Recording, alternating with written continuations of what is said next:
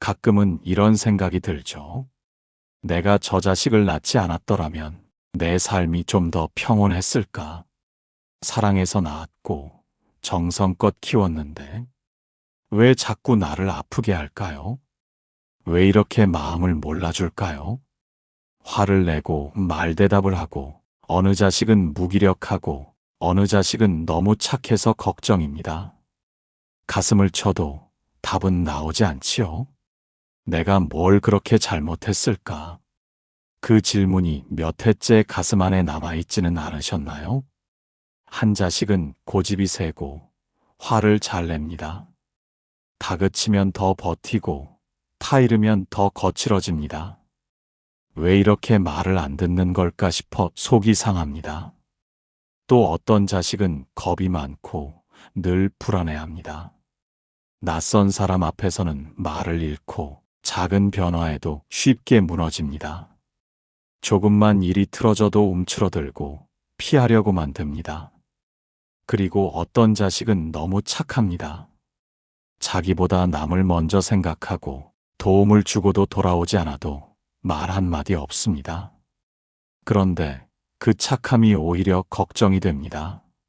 세상에 상처받을까봐, 이용당할까봐, 그 마음이 짓밟힐까봐 두려운 날도 있지요. 부모로서 이 세 가지 자식의 모습을 보며 우리는 이렇게 생각합니다. 내가 뭘 잘못한 걸까? 왜 자식들이 나를 자꾸 괴롭게 할까? 어떻게 해야 바르게 자랄 수 있을까? 하지만 부처님께서는 이런 말씀을 주셨습니다. 자식은 부모가 빚어낸 존재가 아니라 자기 업을 안고 이 세상에 온 하나의 영혼이다. 이 말은 부모로서 자식을 책임지지 말라는 뜻이 아닙니다.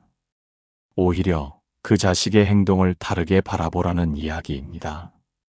그 자식의 고집, 불안, 지나친 착함, 그 모든 것이 단지 지금 생에서 생긴 문제가 아니라 이전에 이어진 마음의 흐름일 수 있다는 말씀입니다. 그 흐름을 부처님은 업이라고 하셨습니다.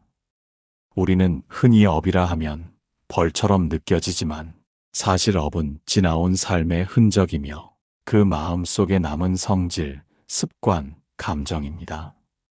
그 업이 자식의 성격이 되고 반응이 되고 삶의 태도가 되어서 이번 생에 다시 피어난 것일 수 있다는 뜻이죠. 그리고 부처님은 이렇게 말씀하십니다. 업은 숙명이 아니라 과제다. 깨달으면 풀리고 함께 걸으면 사라진다. 오늘 우리는 그 자식들의 행동 속에 담긴 전생의 업을 부처님의 말씀으로 비추어 보고자 합니다.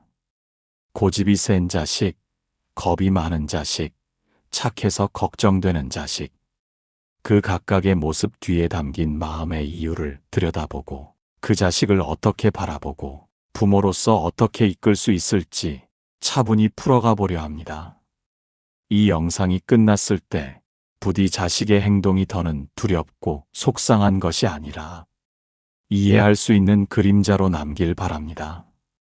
그리고 그 이해가 자식과의 관계를 조금 더 따뜻한 방향으로 이끌어주는 첫걸음이 되길 바랍니다. 이제 첫 번째 이야기부터 시작하겠습니다. 고집이 세고 화를 잘 내는 자식. 그 자식의 마음 안에는 어떤 전생의 흔적이 담겨 있는 걸까요? 자식을 바라보며 가슴 깊이 묻어두었던 말들이 있습니다. 참 이상하다. 같은 부모 밑에서 자랐는데 어쩌면 저렇게 날카롭고 까다롭게 자랐을까? 마음에 들지 않으면 금세 화를 내고 말을 건네면 되받아치고 때로는 아무 이유 없이 삐치고 돌아섭니다. 참으려 해도 버티고 타이르면 더 강하게 맞서옵니다. 그럴 때면 속이 뒤틀리고 어디서부터 잘못된 걸까 하는 생각이 머리를 떠나지 않습니다.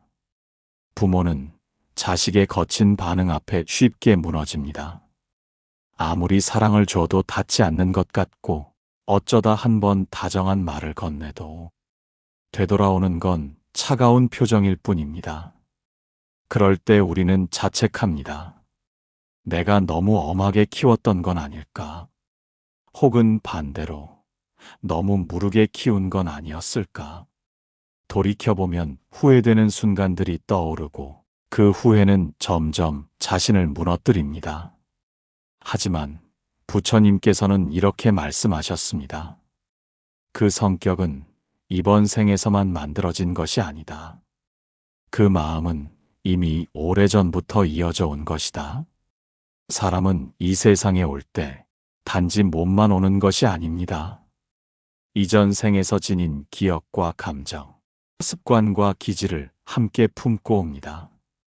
그 흔적이 업이라는 이름으로 남아 이번 생의 성격과 행동으로 드러나게 되는 것이죠.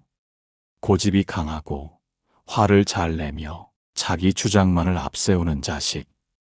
그 자식은 어쩌면 전생에서 높은 자리에 있었을지도 모릅니다. 사람들을 이끌고 지시하고 자신의 뜻이 곧 질서였던 삶.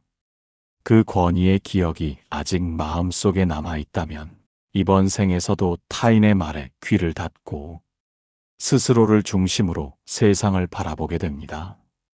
그래서 다른 사람의 조언을 쉽게 받아들이지 못하고 조금이라도 반대되는 말이 들리면 반사적으로 화부터 내는 것입니다. 부처님께서는 그런 성정을 가진 사람을 단단한 바위에 비유하셨습니다. 겉모습은 굳건하고 강인해 보이지만 그 안은 메마르고 거칠며 어떤 것도 쉽게 스며들 수 없는 마음. 비가 내려도 흡수되지 않고 흘러내리고 햇살이 비쳐도 따뜻해지지 않는 그런 성정입니다. 그 마음을 바꾸려 들면 오히려 더 굳게 닫혀버립니다. 화를 내면 맞불을 놓고 목소리를 높이면 더 높이고 결국에는 부모와 자식 사이의 거리는 점점 멀어져 서로의 말이 들리지 않게 됩니다. 부처님은 그럴 때 이런 말씀을 남기셨습니다. 단단한 바위를 깎는 건 망치가 아니라 물이다. 물은 말이 없습니다. 소리치지도 않고 힘을 쓰지도 않지만 끊임없이 닫고 기다리고 그저 흘러가며 바위를 깎아냅니다. 고집 센 자식을 바꾸는 방법도 같습니다. 큰 소리로 훈계하거나 논리로 설득하려 하기보다는 그 자식의 마음 깊은 곳에 닿으려는 조용한 기다림과 부드러운 태도가 먼저입니다. 왜 그렇게 화를 내는지 엄마는 너의 속마음이 궁금하구나. 무엇이 그렇게 답답했는지 엄마는 그걸 함께 나누고 싶구나. 이런 말은 처음엔 닿지 않을 수 있습니다. 대답은커녕 외면할 수도 있습니다. 하지만 물처럼 반복되는 따뜻한 시선과 말은 언젠가 그 자식의 마음에 조용한 균열을 만들어낼 것입니다. 부처님은 또 이렇게 말씀하셨습니다. 고집은 두려움이 만든 갑옷이다. 그 갑옷을 벗기려 하지 말고 그 안의 마음을 보라. 우리가 보기엔 강한 성격이지만 사실은 가장 연약한 마음을 숨기고 있는 것일 수 있습니다. 상처받기 싫고 무시당하기 싫고 무너질까봐 버려질까봐 그 모든 두려움을 감추기 위해 고집이라는 껍질을 만들어낸 것일지도 모릅니다. 그러니 그 자식을 억누르거나 고치려 하기보다는 그 안의 두려움을 꺼내어 함께 안아주는 일이 먼저입니다. 화내는 내 모습이 밉지 않다. 그 안의 마음이 더 궁금하구나. 엄마는 너를 이기려는 게 아니다. 너와 가까워지고 싶은 거란다. 이런 말은 그동안 누구도 건드리지 못한 그 자식의 내면을 조금씩 녹이게 됩니다. 그렇게 시간이 흐르면 자식도 조금씩 바뀌기 시작합니다. 자기 말만 하던 자식이 다른 이의 말에 귀를 기울이고 화를 참는 법을 배우고 세상과의 거리를 조금씩 좁히게 됩니다. 그 변화는 눈에 확 띄지 않지만 조용하고 꾸준하게 마음속에서 자라납니다. 마치 바위 위로 떨어지는 물방울처럼 매일매일 조금씩 그 단단함을 깎아내는 것이지요. 부처님께서는 말씀하셨습니다. 1000명을 이기는 장수보다 자기 마음을 이기는 자가 더 위대하다. 그 자식이 자기 안의 화를 알아차리고 그 화를 다스리는 방법을 배우게 될 때 비로소 그 마음은 새로운 방향으로 흘러갑니다. 부모는 그 길에 함께 서서 물처럼 조용히 흘러가면 됩니다. 그 아이의 화가, 고집이 이번 생의 무게만은 아니라는 걸 이해하고 전생에서부터 이어진 마음의 숙제를 이번 생에서 함께 풀어갈 수 있도록 따뜻한 시선으로 곁을 지켜주는 것. 그것이 부모로서 해줄 수 있는 가장 깊은 자비이며 또 가장 큰 공덕입니다. 자식을 바라보다 보면 유난히 조심스럽고 위축된 마음을 지닌 자식이 있습니다. 사람이 많은 자리에서는 기가 죽고 낯선 상황 앞에서는 한 발짝도 쉽게 떼지 못합니다. 새로운 것을 시작하기보다는 익숙한 것 안에 머무르려 하고 조금만 흐름이 틀어져도 불안한 눈빛부터 띕니다. 부모는 그 모습을 지켜보며 속으로는 걱정이 앞섭니다. 이렇게 마음이 여려서야 험한 세상 어찌 헤쳐나가겠나 싶습니다. 그래서 나름대로 다독이고 일으켜 세워보려 하지만 자식의 마음은 쉽게 움직이지 않습니다. 왜 이렇게 길을 못 펴니? 좀 더 당차게 굴어야지. 나도 모르게 쏟아낸 말들에 자식의 어깨가 더 움츠러들고 그 얼굴에는 금세 그늘이 드리워집니다. 그럴 때 문득 혹시 내가 아이의 자존감을 깎고 있는 건 아닐까? 이 아이는 왜 이렇게 자꾸 작아지는 걸까? 부모의 마음엔 짙은 안타까움과 자책이 뒤섞이기 시작합니다. 그런데 부처님께서는 그 불안한 성정을 단지 현재의 성격이라 단정 짓지 않으셨습니다.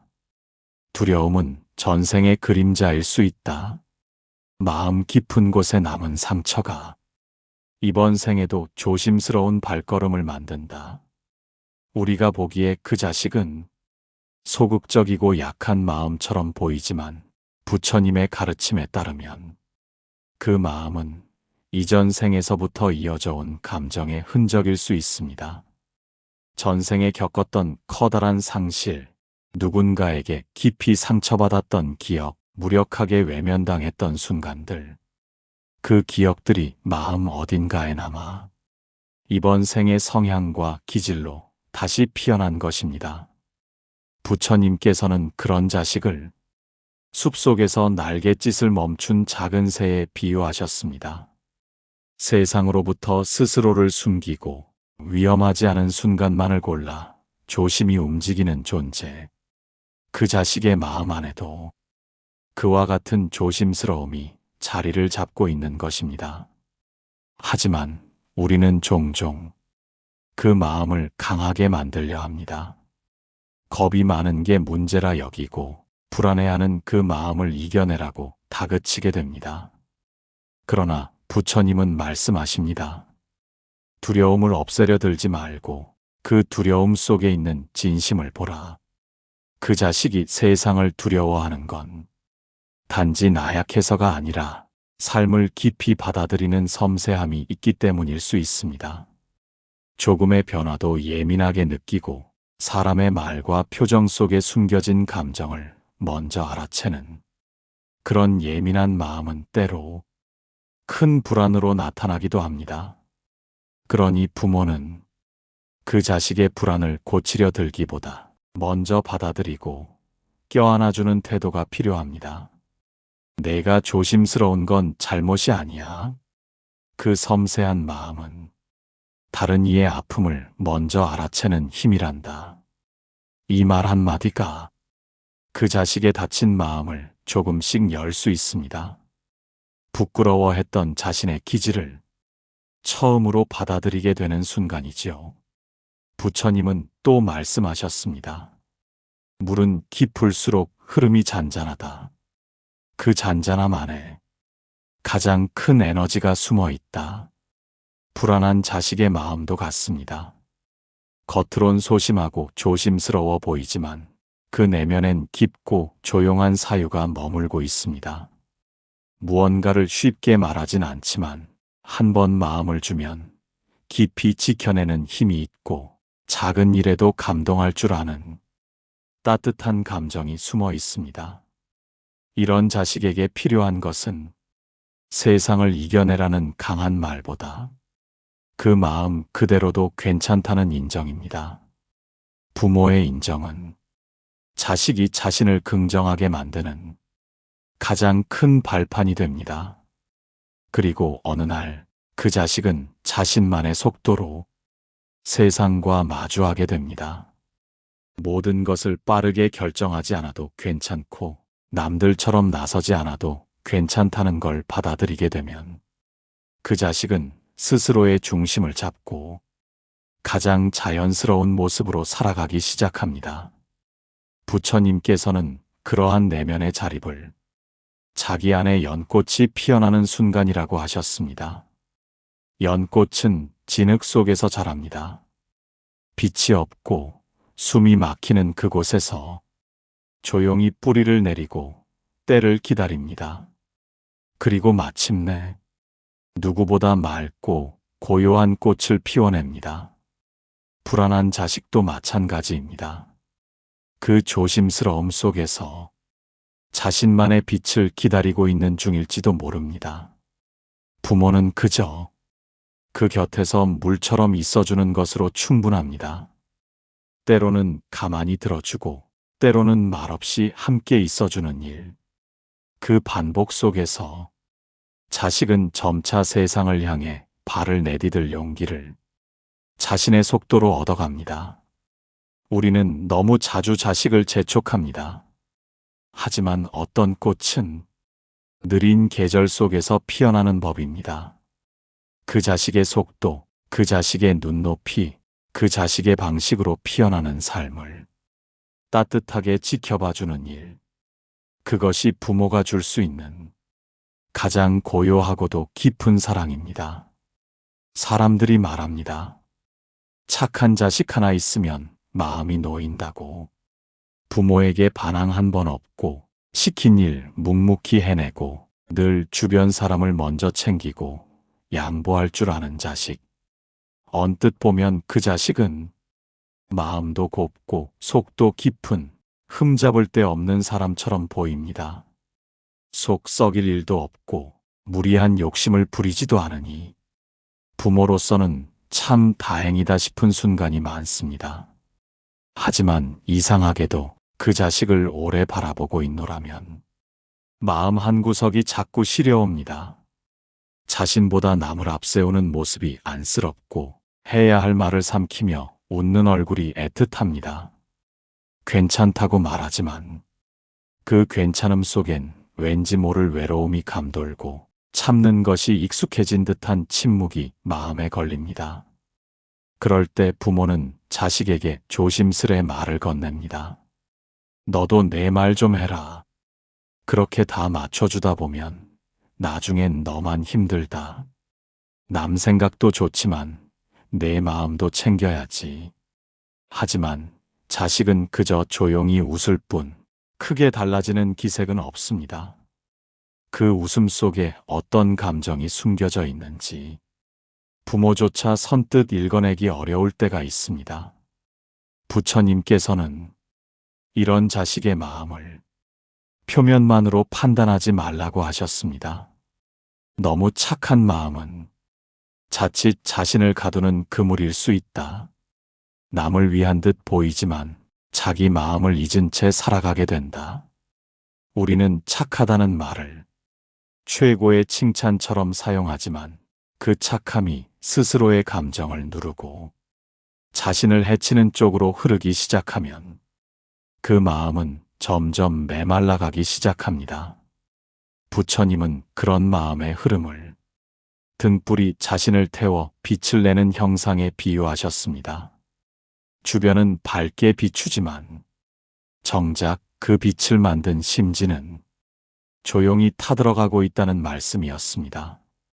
그 자식은 아마도 전생에서부터 누군가를 돌보고 감싸고 지켜내는 삶을 살아왔을지 모릅니다.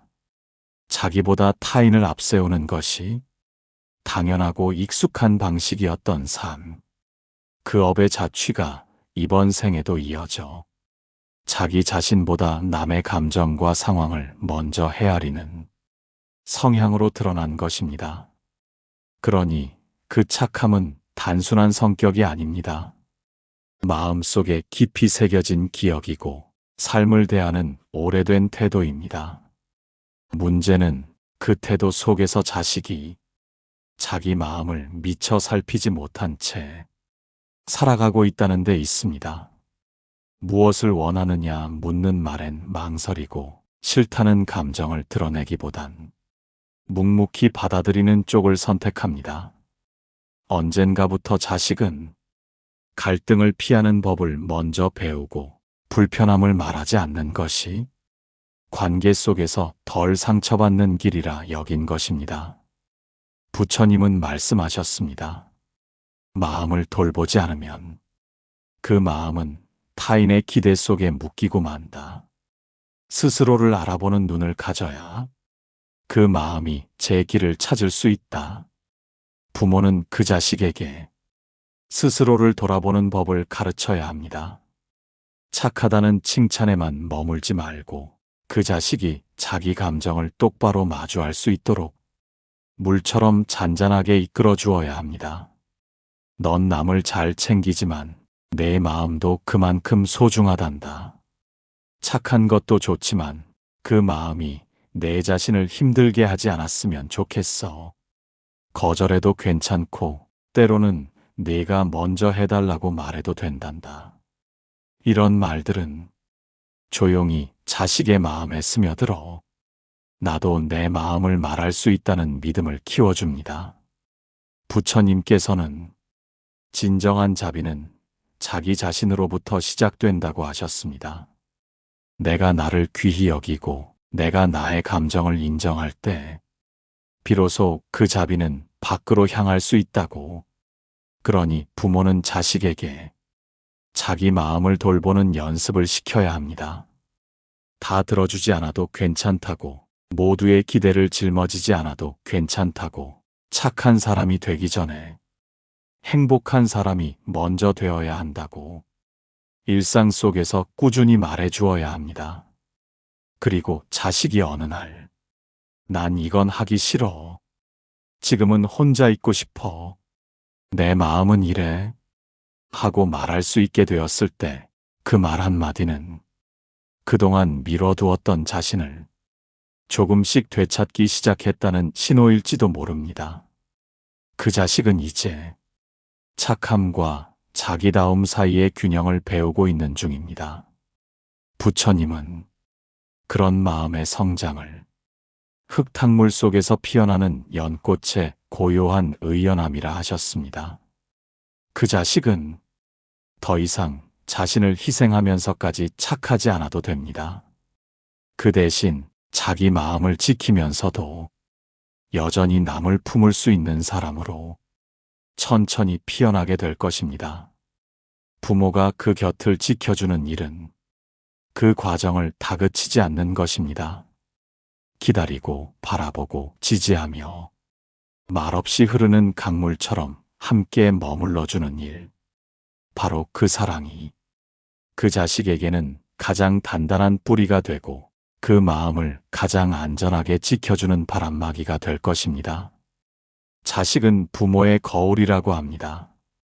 하지만 가만히 들여다보면 그 거울에는 단지 이 생의 모습만 비춰져 있는 것이 아닙니다. 부처님께서는 말씀하셨습니다. 자식은 전생의 인연으로 부모에게 온다. 그 인연은 때로는 은혜로, 때로는 업으로 맺어진다. 자식이 고집을 부릴 때, 자식이 불안을 감추지 못할 때, 자식이 착함 속에 스스로를 잃어갈 때, 그 모든 모습엔 단순히 성격이라 부를 수 없는 마음의 뿌리가 숨어 있습니다. 그 뿌리는 전생에서부터 이어져 내려온 업의 흔적이고 그 업은 이 생에서 함께 풀어가야 할 인연의 과제입니다. 하지만 부모는 자식의 그 모습을 볼 때마다 마음이 무너집니다. 내가 뭔가를 잘못한 것 같고 더 잘해줄 수 있었는데 하는 후회가 가슴에 쌓여갑니다. 그럴 때 부처님의 가르침은 이렇게 속삭입니다. 업은 정해진 길이 아니다. 그 마음을 이해하고 보듬으면 그 인연은 복으로 전환된다. 그 자식이 가진 고집도, 그 자식이 안고 있는 두려움도, 그 자식의 착한 마음마저도 모두 그 자체로 괴로움의 씨앗이 아니라 함께 자라가야 할 마음의 숙제일 뿐입니다. 부모가 할 수 있는 일은 그 자식을 바꾸는 것이 아닙니다. 그 마음을 있는 그대로 바라보는 것입니다. 판단하지 않고 재촉하지 않고 그저 조용히 머물러주는 것. 왜 이렇게 말 안 듣니 대신 내 마음이 뭔지 궁금하구나 하고 말하고 그만 좀 겁내라 대신 그 마음 안에는 어떤 기억이 있는 걸까 하고 다가가고 착한 것도 정도껏 해라 대신 넌 참 따뜻한 마음을 가졌구나. 하지만 너 자신도 그만큼 소중히 여겨야 해라고 전해주는 것. 이런 말들이 자식의 마음에 잔잔히 스며들고 그 안에서 서서히 길이 열립니다. 그리고 언젠가 자식이 자기 마음을 이해하고 감정을 다스리며 자기다움을 잃지 않으면서도 타인을 배려하는 사람으로 성장할 때 그때 우리는 깨닫게 됩니다. 이 또한 부처님의 가르침 속에 있었구나 하고요. 부처님께서는 말씀하셨습니다. 모든 인연은 업에서 시작되어 이해로 성숙하고 자비로 완성된다. 부모와 자식도 그렇습니다. 어떤 자식은 내게 거울처럼 다가와 내 마음의 거칠음을 비춰주고 어떤 자식은 조용히 내 안의 연민을 일깨우며 어떤 자식은 내가 미처 몰랐던 상처를 떠올리게 하기도 합니다. 그 자식과 함께 살아가는 시간은 그 자체로 참선이고 수행이며 업장소멸의 길입니다. 오늘 함께 나눈 세 가지 자식의 이야기 속에는 불교의 어려운 교리도 복잡한 이론도 없습니다. 오직 지켜보는 마음, 기다리는 자세, 그리고 함께 가려는 의지만 있을 뿐입니다. 지금 내 곁에 있는 그 자식, 때로는 원망스럽고, 때로는 벅차고, 때로는 한없이 사랑스러운 그 존재는 전생부터 이어져 온 아주 특별한 인연이라는 것을 기억해 주세요. 그 인연은 때로는 나를 시험에 들게도 하지만 결국은 나를 더 깊은 사랑으로 이끄는 가장 소중한 배움의 길이기도 합니다. 그러니 더는 조급해하지 마세요. 그 자식은 조금 늦을 뿐 결코 길을 잃은 것이 아닙니다. 그 자식은 지금도 부모라는 따뜻한 품 안에서 천천히 자기 마음을 피워가고 있습니다. 그 길을 함께 걸어가는 것. 그것이 부모가 자식에게 줄 수 있는 가장 지혜롭고 자비로운 사랑입니다. 오늘 이 이야기가 마음에 잔잔한 물결처럼 남아 당신과 당신의 자식에게 조금은 따뜻한 바람이 되어주기를 바랍니다.